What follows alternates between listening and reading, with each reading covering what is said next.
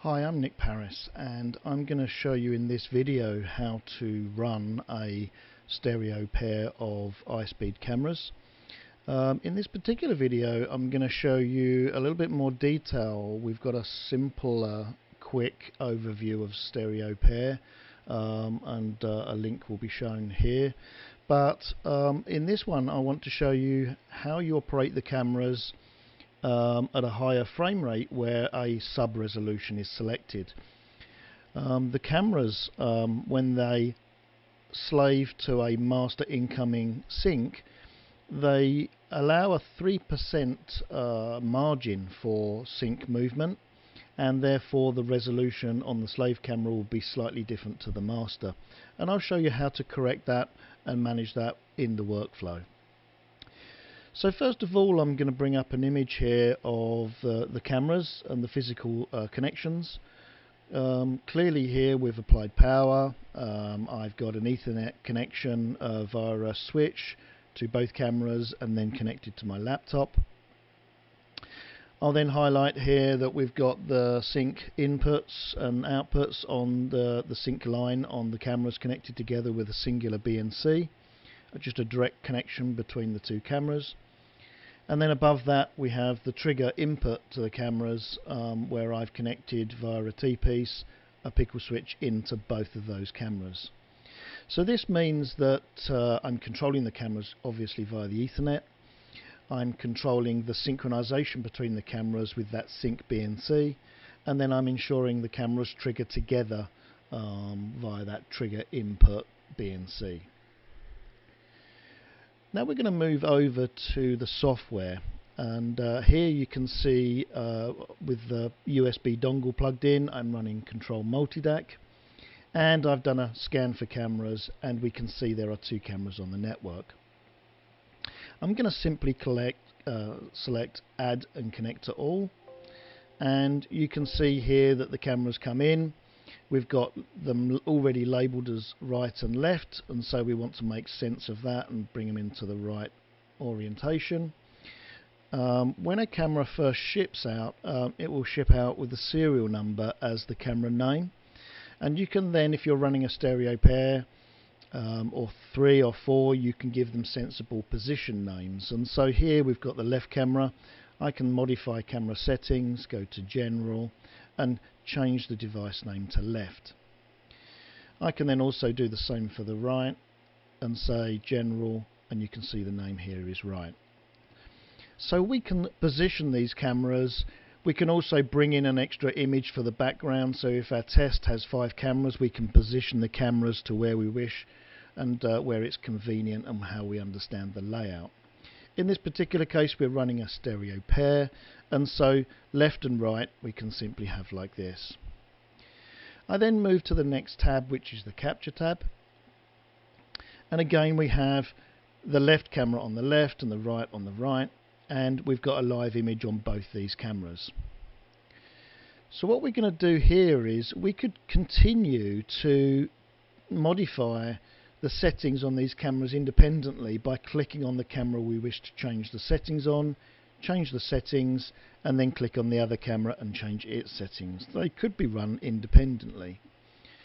But today we're going to be doing a stereo synchronized pair, and so what I want is I want to have my left camera as the master and I want my right camera as the slave. So whatever frequency I set up my left camera to, I can then set my right camera to the same frame rate, and it will be frame locked. So here you can see I've set the frame rate here to 10,000 frames, and so let's just reassert that. And so what happens is this camera, being a master running on internal syncs, gives you a resolution of 1232 by 666, and so that's fine. But when this camera becomes a slave to the master, it will add a 3% margin on the resolution to allow a bit of movement on the sync if there is any. And so once we make this the slave, you'll see this resolution drop. So let's do that now. Let's make this the master, and then what will happen is this becomes master. This sees the incoming sync and says 10,000 Hertz external, and when we click on it you'll see that the resolution has lowered a little, and this is because of the 3% margin we allow to ensure a clean stereo recording if there's a little bit of sync movement. So what we need to do is, ideally we want these cameras to record with the same resolution, and so what we can do is say, okay, this slave camera is 1176 by 660. I can go back to the master, I can say priority resolution, and then I can say 1176 by 660 set, and now that camera, the master, is now running at the same resolution as the slave.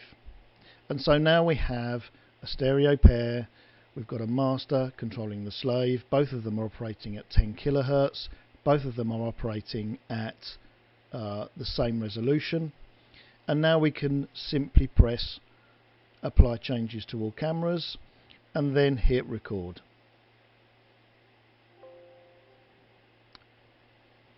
You'll see now that we're circling into the buffers. We've got a cyan sweep, and that means that we're filling the buffer. It's got an 8.8 second record time for this memory configuration of these cameras, and you'll now see that the eye check has gone green for both cameras.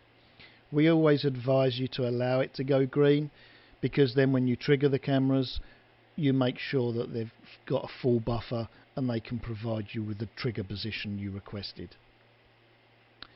So now we're going to drop the pen into the scene and trigger the cameras together.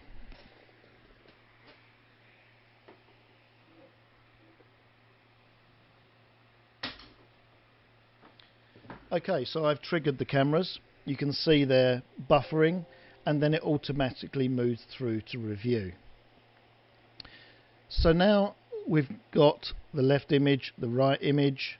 We can simply scrub through that by dragging this here until we see the area of interest come in, and we can then bring this back. I can then play this forwards, and we can wait for the pen to come into the scene.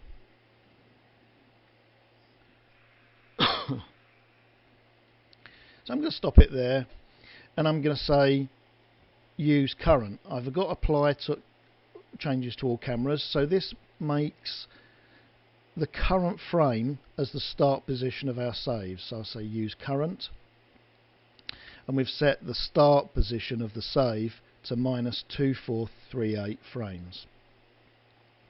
I can then hit play. We see the pen moving through the scene, hitting the floor and then bouncing. I'm going to press stop there, and I'm going to say use current for clip end.